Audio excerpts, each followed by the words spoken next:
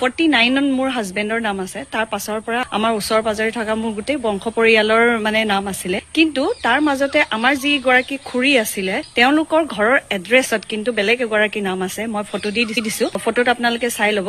এই যি গৰাকী মানুহ পপী ভূঞা বুলি আহিছে, পপী বৰা ভূঞা, স্বামী প্ৰশান্ত ভূঞা বুলি আহিছে, এওঁ আমাৰ নহয় আৰু আমাৰ ঘৰৰ কোনো নহয়। দূৰ দূৰলৈকে মই সকলোকে সুধিলো। মই হয়তো বোৱাৰী হয়, মই নাজানিব পাৰো, হয়তো ইয়াৰ ওচৰৰ কোনোবা মানুহে বা আমাৰ খুৰা ঘৰৰ বংশ পৰিয়ালে কোনোবাই জানিব পাৰে বুলি, হয়তো মই নাজানিব পাৰো বুলি তেওঁলোকক সুধিলো। কিন্তু তেওঁলোকে কৈছে আমাৰ দূৰ দূৰলৈকে আমাক কোনেও চিনি নাপায়, এনেকুৱা এগৰাকী মানুহ ক'ৰ পৰা কেনেকে সোমাইছে নাজানো। কিন্তু এতিয়া কথা হ'ল মানুহৰ এইখিনি হৈছে কি? আচলতে আমি যিটো সন্দেহ কৰিছো সেয়াই হৈ আছে নে বেলেগ কিবা হৈছে? ৰাজনীতি সঁচাকৈ ইমান তললৈ গ'ল নেকি? মোৰ নাম জুপিতৰা আৰু মোৰ যিটো চেণ্টাৰ হৈছে দেৰগাঁও জেলেহুৱা গাঁও ME school west 104 Golaghat district আৰু আমাৰ চেণ্টাৰটো হৈছিলে 89 জেলেহুৱা গাঁও ৱেষ্ট।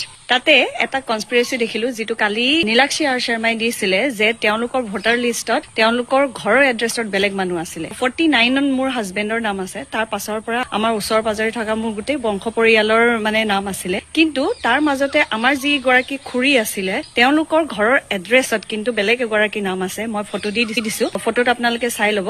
এই যি গৰাকী মানুহ পপী ভূঞা বুলি আহিছে, পপী বৰা ভূঞা, স্বামী প্ৰশান্ত ভূঞা বুলি আহিছে, এওঁ আমাৰ নহয় আৰু আমাৰ ঘৰৰ কোনো নহয়। দূৰ দূৰলৈকে মই সকলোকে সুধিলো। মই হয়তো বোৱাৰী হয়, মই নাজানিব পাৰো, হয়তো ইয়াৰ ওচৰৰ কোনোবা মানুহে বা আমাৰ খুৰা ঘৰৰ বংশ পৰিয়ালে কোনোবাই জানিব পাৰে বুলি, হয়তো মই নাজানিব পাৰো বুলি তেওঁলোকক সুধিলো। কিন্তু তেওঁলোকে কৈছে আমাৰ দূৰ দূৰলৈকে আমাক কোনেও চিনি নাপায়, এনেকুৱা এগৰাকী মানুহ ক'ৰ পৰা কেনেকে সোমাইছে নাজানো। আমাক BLOৱে অকল এনেকুৱা এখন কাগজ দিছে, কাগজখন লৈ পিনে আমি যিহেতু এখন চাই পিনে আমাক ভোট দিয়া হয়। গোটেই ভোটাৰ লিষ্টখন মই কালি উলিয়াই লৈ PDF চাওঁতে সেইখিনি মই গম পালো। নীলাক্ষী আৰ শৰ্মাৰ সেই গোটেই ভিডিঅ'টো চোৱাৰ পিছতে আমি অকমান কনচিয়াছ হৈ সেইখিনি বস্তু কৰিলো। কিন্তু এতিয়া কথা হ'ল ভোটটো হৈ গ'ল, ভোট হোৱাৰ পিছত আমাৰ হাতত একো নাথাকে। সেয়েহে মই পুলিং অফিচাৰজনক কিন্তু পাৰ্টিকুলাৰ নামৰ আৰু ফটোও আছে তেওঁৰ, সকলো মই তাত চাই লিষ্টত চাই তেওঁক কৈ থৈ আহিছো দূৰ দূৰলৈকে আমাৰ কোনো সম্পৰ্ক নাই, কোনো মানুহেই নহয়, এগৰাকী আমাৰ ওচৰৰ মানুহ নহয়, আমাৰ বংশৰ মানুহ নহয়। তো ইয়াত কেনেকে আহিলে আপোনালোকে অকমান খবৰ কৰিব। পুলিং অফিচাৰজনে মোক আশ্বস্ত দিছে যে তেওঁ আহিলে আমাৰ ইয়াত কিন্তু ভোট দিব নাপায়। এতিয়া মই নাজানো তেওঁলোকে ভোট দিব পাব